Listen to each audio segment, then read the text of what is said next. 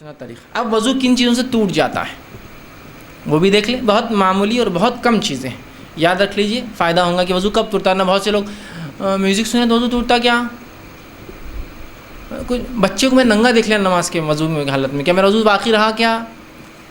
مختلف چیزیں, میں نے فلاں کام کر لیا, سیمنٹ میں ہاتھ ڈال دیا, وضو میرا باقی رہا کیا؟ میں گیرے سے کام کرتا تو آئل لگ گیا, وضو میرا باقی, مطلب کچھ بھی چیزیں. اب کن چیزوں سے وضو ٹوٹتا ہے میں بتا دیتا ہوں, باقی چیزوں سے سمجھ جائیے نہیں ٹوٹتا ہے. ٹھیک ہے, آئیے تو وضو کن کن چیزوں سے ناقص ٹوٹ جاتا ہے وہ باتیں ہم دیکھتے ہیں. پیشاب اور پیخانے کے راستے سے کچھ بھی نکل جاتا وضو ٹوٹ جاتا ہے. کچھ بھی نکل جاتا وضو ٹوٹ جاتا ہے.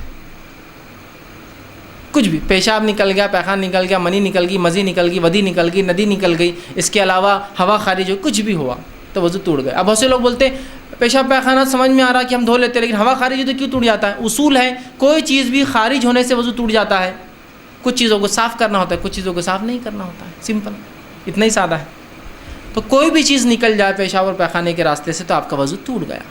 پہلا وضو کا ناقص, شرمگاہ سے کوئی چیز کے نکلنے سے وضو ٹوٹ جاتا ہے, پہلا. دوسرا, لیٹ کر گہری نیند لینے سے وضو ٹوٹ جاتا ہے, یاد رکھیے. ٹھیک ہے, پہلی جو روایت تھی جو میں نے کہا پیشاب یا پیخانے سے وضو ٹوٹ جاتا ہے یا کوئی بھی چیز, اس کے تعلق سے صحیح بخاری کی روایت ہے, آپ صلی اللہ علیہ وسلم فرما کہا لا يقبل اللہ الصلاۃ احدکم اذا احدث حتى يتوضا.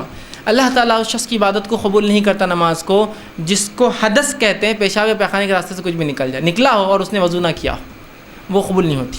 دوسرا کہ گہری نیند اگر آپ لیٹ کر سو گئے تو وضو ٹوٹ جاتا. کھڑے سو رہے تو وضو, جیسا مسجد میں آپ بیٹھ گئے اور نیند لگ گئی, اس سے نہیں ٹوٹتا, لیکن لیٹ گئے اس لیے کہ آپ صلی اللہ علیہ وسلم فرماتے ہیں, اور آپ نے فرمایا, ابو داؤد کی روایت ہے, آنکھ دبر مطلب آنکھ اور پیٹھ جو ہوتا ہے, دبر مطلب پیٹھ کا بندھن ہے, ریلیشن ہے.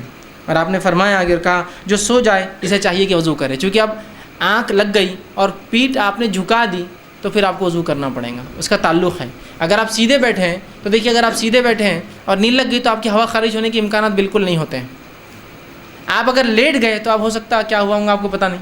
تو نیند سے بذات خود وضو نہیں ٹوٹتا, نیند کی وجہ سے چونکہ آپ سیدھے نہیں تھے, لیٹ گئے, وضو ٹوٹ چکا ہوگا ہو سکتا ہے. ٹھیک, تو دوسرا وضو ٹوٹنے کا یہ ہے. اسی طرح تیسرا, بے ہوشی یا نشہ یا جنون چڑھنے سے وضو ٹوٹ جاتا ہے. اس لیے کہ ان حالات میں آپ نے کیا کیا آپ کو علم نہیں, ہوا خارج کر دی ہوں گی, پیشاب پیخانہ نہیں, کہ آپ کو علم بھی نہیں ہوتا ہے, مجنون ہو گئے. کسی کو ہوتا نا دورے پڑ جاتے جنون کے, کچھ لوگ ہوتے ہیں جو نشہ کر لیا کسی نے, یا ٹھیک بے ہوش ہو گئے, تو ان میں وضو نہیں رہتا, پھر آپ کو وضو کرنا ہوگا. تیسری چیز. اسی طرح چوتھی چیز, ہتھیلی کو کھلا بغیر کپڑے کی آڑ سے شرمگاہ کو لگا دینا. اور شرمگاہ سے مراد اگلا اور پچھلا دونوں حصہ ہوتا ہے. بغیر کپڑے کے اپنی شرمگاہ کو, دونوں میں سے کوئی بھی ہتھیلی, شرمگاہ کو ہاتھ لگا لینے سے وضو ٹوٹ جاتا ہے. یاد رکھیں, یہ مسئلہ عورتوں کے لیے بھی ہے کہ بچوں کو, جب وہ خود تو نہیں, بچوں کو ڈائپر بدلا رہی ہے, بچوں کو پیشاب پیخانہ کیا تو ان کا وضو ٹوٹ جائے گا, اس لیے کہ اگر ان کی شرمگاہ کو ہاتھ لگاتی ہے تو ٹوٹ جائے گا. احتیاط کرنا ہے تو گلاؤز پہن کے کرے پھر, تاکہ وضو باقی رہے.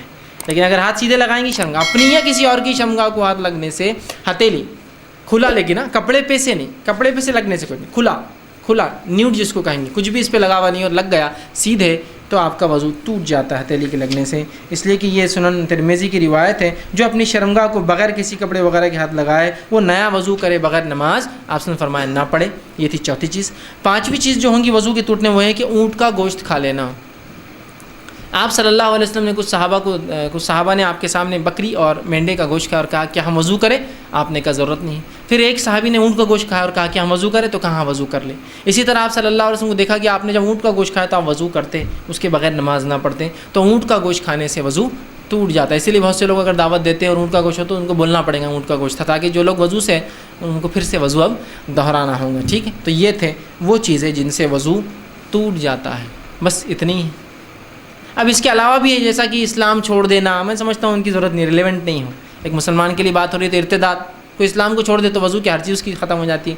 اسی طرح عورت کو جو ہے شہوت کے اس سے ہاتھ لگانا, تو میں سمجھتا ہوں یہ بات بالکل سمپل ہے کہ شہوت سے جب آپ کسی کو ہاتھ لگائیں گے تو ظاہر سی بات ہے آپ کو کیا ہوتا ہے, جس میں تبدیلیاں آتی ہیں, اور شرمگاہ سے کچھ نہ کچھ مادے ضائع نکلنا شروع ہو جاتے ہیں, تو ظاہر سی بات ہے وضو ٹوٹ جاتا ہے. لیکن عام اعتبار سے اتنا ٹوٹتا ہے. اب وہ باتیں جن باتوں سے